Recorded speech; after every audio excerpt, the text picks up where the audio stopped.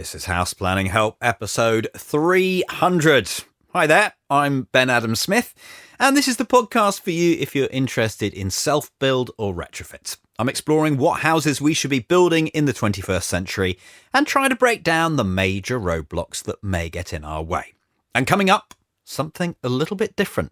Yes, that's all I'm going to say today, because obviously it is episode 300, and I'm going to start today with a thank you. A thank you to you for listening and for supporting us. As I frequently say, I just love making these podcasts and hope I can continue for as long as possible. We're almost notching up about 9 years of doing this, but thank you to all of our guests who've come on the podcast, our hub members as well. We always try to help you as much as possible, so that's why I set up the hub, our community, to take things further. And we'll be adding a new in-depth video case study in the coming months. In fact, I'm going to tell you all about that. Got a big announcement about it at the end of this particular episode. So something special for episode 300. And I did want to do something slightly different today. We have lots of what I hope is very useful content that we have on the podcast. Today's slightly more self-indulgent, although I think quite interesting. I'm going to reflect on where I've lived through my life, the various houses, apartments, not every single place. I think I have to put a few parameters in place here, including that I must have stayed in these places for longer than a year. But it's not something you often get a chance to do, to certainly put into one document. These are all the places that I've lived over my 45 long years. And as we go through and ideas come into my mind of particular resources, things that we've done in the past, we will, of course, link that into the show notes. So this could be a good episode for having the show notes up, or maybe even have a quick flick through so you can see what we're going to talk about, because there's a certain visual side to today's episode, along with the resources, obviously, that I will mention. I suppose in some ways, this episode is about how at different stages of my life, I have had different needs. And so instantly that makes me think of a podcast that we have done in the past that we'll link in at this point with Dr. Michaela Benson. And this is quite a good point to mention her as well, because I love this chat because we were so different. She had had numerous childhood homes and, just loved the experience of moving from one place to the next. Whereas the first house I'm going to talk about is still the longest that I've ever lived in one place, my childhood home. Incredible to think that my parents have lived there for 55 years now and are still doing things, still making changes around the house. And that's certainly one of the things that I've learnt from them. They never stop, always just thinking how they can make things better. But my childhood home, it was just such a good grounding, a house that you really reflect on well, that you love. And I grew up in the countryside, probably took it all for granted. Space to play, whether it's outside, whether it's inside. We had all of our needs met, no worries there, safe, warm, well-fed. And perhaps interestingly, and maybe true of a lot of great homes, but they come to life most of all, or I feel they do, when they're full of people, when you have friends over, when you have family parties, when the grandparents are there, when the cousins come over. That for me will just be those memories. And we still do these occasions. Obviously, COVID hasn't made that sort of thing quite so easy, but we're hoping that we can do that again. And one of the greatest joys for me as a parent is being able to return to my childhood home with my kids and letting them enjoy some of these things, hopefully remember them, even play with some of my old toys. How are they still there and not in my new house? That's what I want to know. So what else did I learn from the years and years spent there? Well, I could see firsthand that having a large house means quite a lot of work. Constantly doing these little jobs, I think, is just in some ways maintenance, isn't it? Making sure the house is still in good shape. And for quite a few years, I used to mow the lawn and a number of our neighbours' lawns. I earned myself some money that way. That was actually good preparation for having a bigger house myself, what needs to be done in the garden and just watching some of those things. But I also noticed that my dad was very good with new technology. And as you get older, it's not as easy, is it? The world seems to go by very quickly, but he's always been good. He's driving an electric car at the moment. He even maintains a WordPress website for the local history society and stays constantly interested. And that's something that I hope I adopt right through my life. But it was interesting because they extended the house once in the 70s, just before I was born, and then again in the late 90s. So that time I was a lot older and able to experience what does go on when you extend a house. And my cousin is an architect as well, and he did this particular extension. So fascinating to see more of that process. I think my cousin is very good with space and always has been. So when the house was getting bigger, what I found particularly interesting was that even rooms in the old part of the house were adjusted just slightly so that the whole house seemed to be in proportion with itself. Hopefully that makes sense as a comment, but that's something that I think was particularly clever. And there was also a lot of good workmanship that went in there, including some bespoke carpentry and so forth. So I'll link into the show notes that episode where my dad featured on the podcast. And as I remember, actually, this is another example of my dad staying interested, but he got an energy assessment of the house by Parity Projects, and there were measures to implement, and he did all of that. It would be lovely to do an airtightness test of the house, because I think little by little over the years, they have been working to make it a more airtight house. And I know that that's something that always fascinates him. And with all my contacts, I really should make it happen. So yeah, that would be a fun one for us to go and do. So that is my childhood home, which I will always love and be grateful for that experience. So then comes leaving home, and after school I worked abroad in a few grounding jobs. I washed dishes. You just wash forever and you would never be done, and vegetable prep, all of those sorts of things, but quite grounding and good for you, I would say.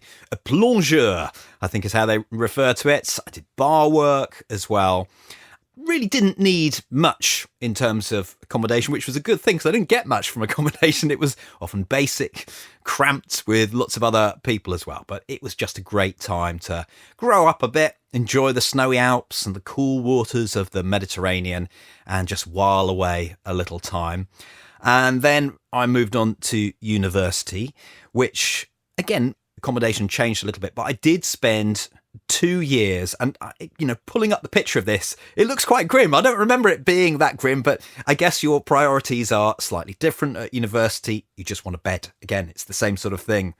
Keep costs down, bed, sleep, quiet. Not even quiet sometimes, but I think our accommodation was luxurious on the quiet front. Yeah, it was lovely being on the coast at Bournemouth. And I did my media degree, shared a flat with 2 others. And, this was really my first experience of cooking. Cooking is a big part of what I do, one of my main hobbies, and maybe not so much hobby because you have to do it. When you've got a family, you have to feed them and it just keeps on going. You got to keep feeding them. But I don't know whether this was prompted by that work that I did in the kitchens or whether I just like eating good food. And that's the only way to get good food is to cook it yourself. But I did notice, and I think my flatmates noticed, everyone cooks pasta when they're at university. Pot noodle, anything like that, except for me, cooking roast dinners and all sorts of different things from whatever recipe book I could get. In a small flat, you notice that because the smell gets out. So this was the start of my smelly cooking career, which has continued to this very day, although with better ventilation in this house, that's for sure. So that was a couple of years in the 1930s, 1940s block with Pebble Dash on the front. And then I moved to London after that, following work. I landed a job completely by accident, really, on the BBC snooker tour because it came through Bournemouth. And I just volunteered there and landed myself a job, which was quite fun right at the end of my degree. The weird thing, I guess, for this was that I'm no sports expert. I enjoy it, but I'm certainly not passionate about it. And yet here I am taking up a job that someone else would probably kill for. They'd love to be doing this. But I learnt tons. One of the things, I still like live TV. It's such a great thrill to take over the networks and to see, in those days, it was David Vine who was presenting, and I learnt all sorts of things from him. He was a true professional. It's great. And the team as well that put it together, also very talented. So during this period, I was in this shoebox, but in a lovely Victorian building. It was, again, a sort of terrace. A lot of the Victorian buildings seem to be terraces, don't they? But this over several floors, but we were just right at the bottom of the building. Often these buildings are subdivided, aren't they? And I got a chance to live with my cousin and another of her friends. And what I really remember about being in this central London location is just everything is there. It's just unbelievable. You can walk to dozen restaurants, probably even more within a minute or so. There's entertainment in all different directions. The tube is a couple of minutes walk, so you can get to anywhere in London.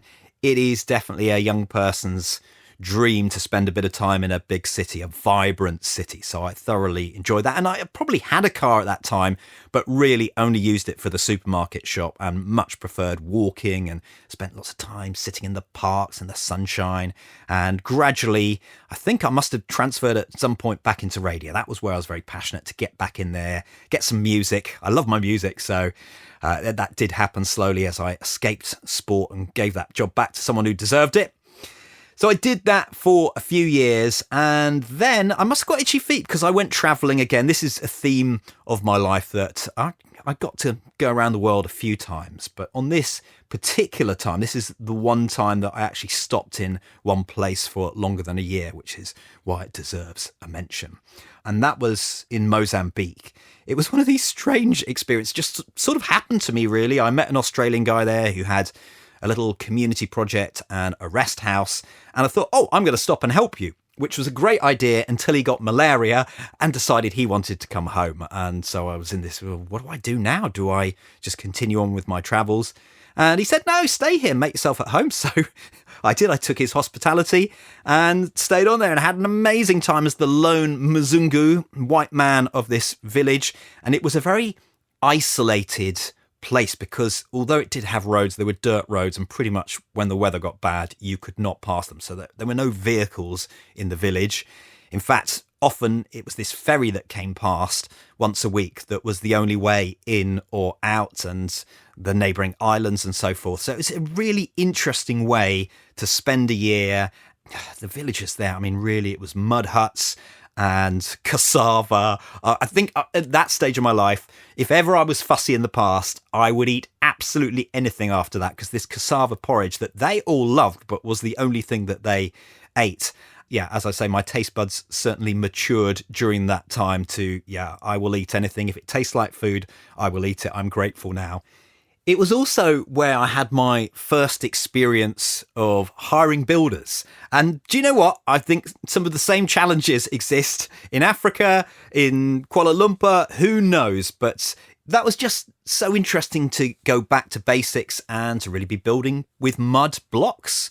I remember the brick kilns and stamping. It's all a sort of vague memory. There probably is some video footage of this somewhere, stamping these bricks and then shaping them up in these little molds and firing them, and then getting to build some outbuildings. I think we did something to the toilet block and we changed the roof. You know, this is high-powered stuff, but just interesting. And again, a lot of the time in Africa was survival. But I think I have a soft spot for Africa. It's just such an interesting place. Although when you travel the world, there are so many interesting places. So after a year there, I came on home. And that's when I got back into radio again and hooked up with Kay, who I had dated in the university years, but she became my wife, the love of my life. And so that was nice. We had kids together since then. I'm now going all over the place in the timeline here. But I suppose what I'm leading up to is buying a house. Quite a different set of criteria when you buy a house as opposed to renting. And it does seem quite final. I remember some of these radio jobs, you only get a year's contract. And I was nervous because I know what it's like that you may get 3 years, but then it's going to finish. And I actually ended up spending a good 10, 12 years or so based in Hertford and working all around, but never on my doorstep. It was always one of those things like, why on earth can I not get a job on my doorstep? So I was driving backwards and forwards, never actually probably more than an hour, but yeah, my carbon footprint during those times cannot have been good. The house itself, well, you may have seen it before. It featured in the documentary that we made, The Future of Housing. There's a picture in the show notes as well. So it's a Victorian terrace, And I learnt a lot from living here. It wasn't big, we obviously had a budget to stick to. I do remember on my list of criteria, other than all the obvious right number of bedrooms, the right amount of space for a couple, was to try and find a dead-end road. This, to me, I've seen this a few times, it just seems to create quieter places and more engagement. And I was absolutely right. The community here was fantastic. I remember some street parties that we had. So we knew everyone on this street. And in fact, if someone who didn't live there came down, you instantly knew, sort of, can we help you? What are you after? In a nice way, of course. That was one of the really nice things. I think it was about 65 square meters inside. And I remember having a lot of issues with the newer part of the house, not the Victorian bit. It was the little extension, single story extension at the back. We had problems with the roof. It kept leaking. There were tiles on it, but the problem with the tiles were that they were the wrong type of tiles and it was less than 12 degrees slope or something like that. So one of our jobs, we had to replace the roof. I don't think I did a particularly good job, but it was dry after that. And that was a big thing. And I never want to have a leak in a house again. Anyone who's had leaks in the house knows what it's like. It's just not much fun. Because this was where I started the House Planning Help podcast. Maybe I'll get one of those little plaques outside the house with a blue plaque saying, no, I don't think so. One thing I am going to put into the show notes is a link to a video I made on how using all the space every day. This house it said it perfectly. And another one actually on the location, because the location was still central. We had a lot of things that were right about that property and that location. And perhaps that is the reason that we stayed there for 12, 13 years. Of course, though, we did have at the back of our minds that we wanted to build a house, and it started to happen. So it did mean, particularly after my son James was born, that we were running out of space and it was starting to get a little bit ridiculous. It's not impossible to live there. We did do it, but it was nice to be able to move into a rental property while our house was being built and just have a tiny bit more space.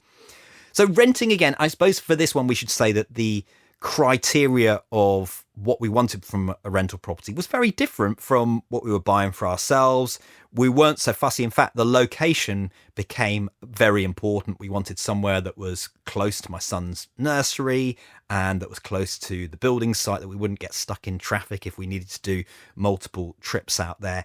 And it all worked really well. This was a 1980s semi-detached property. The last one that we bought was a Victorian terrace house.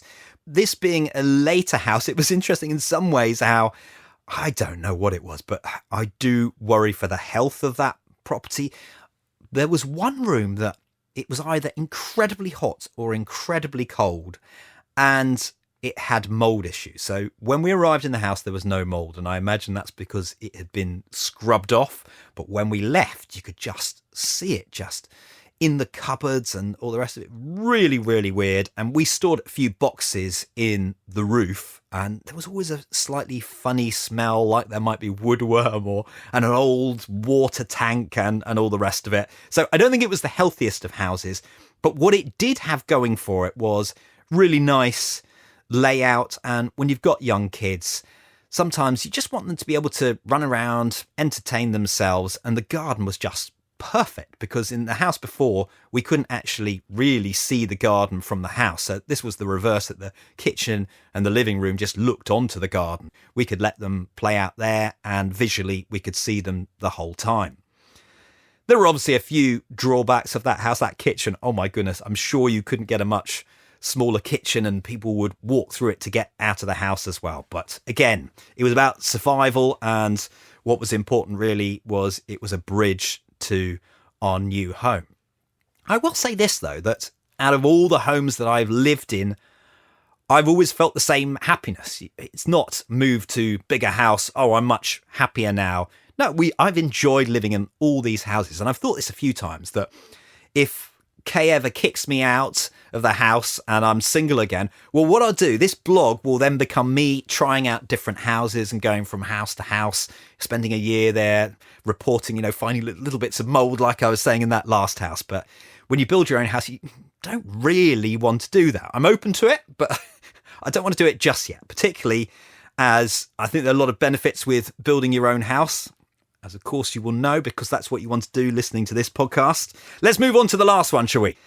If you don't know much about my own build, of course, within the show notes, I will put a link to the full adventures that we had. It was just such a fun project. I don't know whether it's getting more fun over time as everything gets hazy. You do have your good and your bad days, but overall, things went really well. And every day I look at the house and I'm grateful for it. I try to make that a practice of my day-to-day living here is I am so grateful, so lucky. What with COVID? My goodness, we built a brand new house. We live in it for a year and then the COVID thing kicks off. What more can you ask for? When people were having bad days and so forth, I just said to myself, I cannot have a bad day because I've got all of this. I've got the countryside to go for walks in. I've got a lovely big house where if we do get annoyed with each other, we can just go and lock ourselves in another room. It's as simple as that. So I think we had a really good lockdown experience, got to see the kids grow up, got to do some homeschooling. Yeah, okay, perhaps I won't go there again if I can possibly help it. And the other thing, I haven't mentioned this, is the family connection. Who could have predicted that I would buy a piece of land with a family connection? And my ancestors, albeit not direct, but brother of, they built a house which we can see from our bedroom window. It's up on the hill. I mean, just weird, but such a lovely thing. We named the house after them. We just thought, that is definitely going to be what we'll do. As I've said before, one of the strange things about moving into the house was how quickly it became home. And I think that is actually true if you go to any house, but more so when you had those plans in your mind and been tweaking them and imagining how you'll go around the house. And it's so rewarding when all of those things actually happen. And we've mentioned earlier on about that phrase of using all the space every day. Well, other than one room, we do in this house, maybe a bigger house, but we do use all of the space, including my little production cupboard up here that I am broadcasting from these days with all the clutter. This is one of the things I didn't like about the Victorian house. The terrace that we had was loft duty. Oh my goodness, going upstairs into the loft, and we didn't have a very good ladder, so we had to get one out the garage and go up there, and oh my goodness, I did not miss that in my production cupboard. It is also our loft as well, and it's all within the house, and I would say any sane person do this. Don't create loft space for yourself. What else? Well, I am hoping to, like my childhood home was such a solid foundation, that this could be for our kids as well. You never know what's coming up, whether we'll have to move or whatever one day, but it's so nice for them to go to school in the village, to just enjoy the house and make it their own. And the other thing is having people to stay. That has been nice. I'm not going to say it isn't, but when grandparents come to stay, they are always welcome, and there is a proper room that can accommodate them on the ground floor. So that was good thinking. Very pleased we did that. A big home is definitely something that you look around at the maintenance, and yeah, it's a challenge. And the garden, trying to tame the garden and implement all those plans. But again, I look to my parents and the fact that they're still doing garden projects. So maybe this is it's part of living anywhere, isn't it? That you do all these little things. So feel very grateful. I think that's a good place actually to round off. I probably missed out some things that I wanted to say during this episode. 45 years of living in various different houses, apartments, what have you.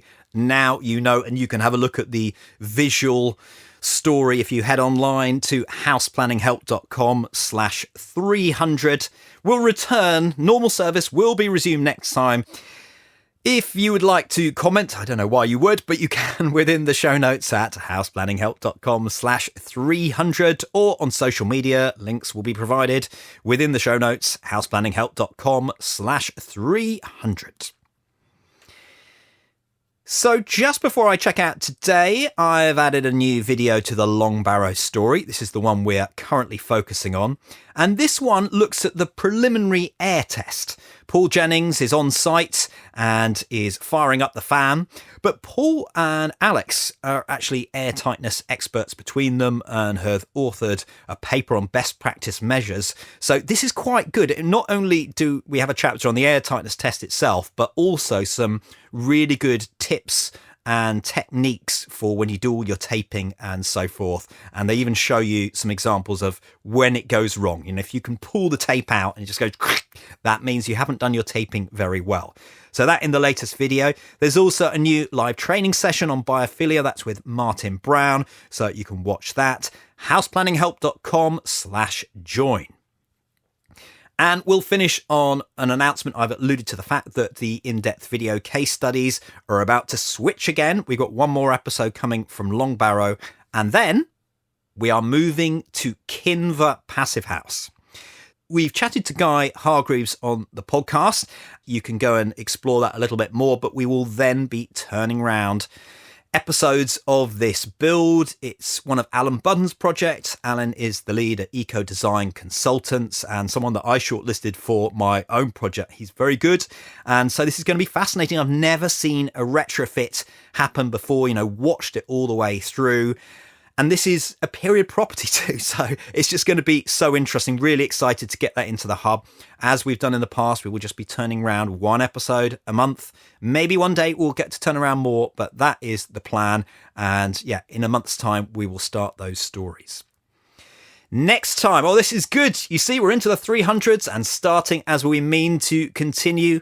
Hattie Hartman, sustainability editor of the Architects Journal, is going to join me. Why, you ask? Well, alongside Judith Campion and Sophie Pelsmakers, she has got a new book coming out called Energy, People, Buildings. And it's very good. One of the key things that I love about it is how they've distilled down what's important. It's so difficult. There are so many different things going on. And I think the overall message is the right one. What is that overall message? We'll find out next time. Thanks for listening. The House Planning Help podcast is produced by Regen Media. Content that matters.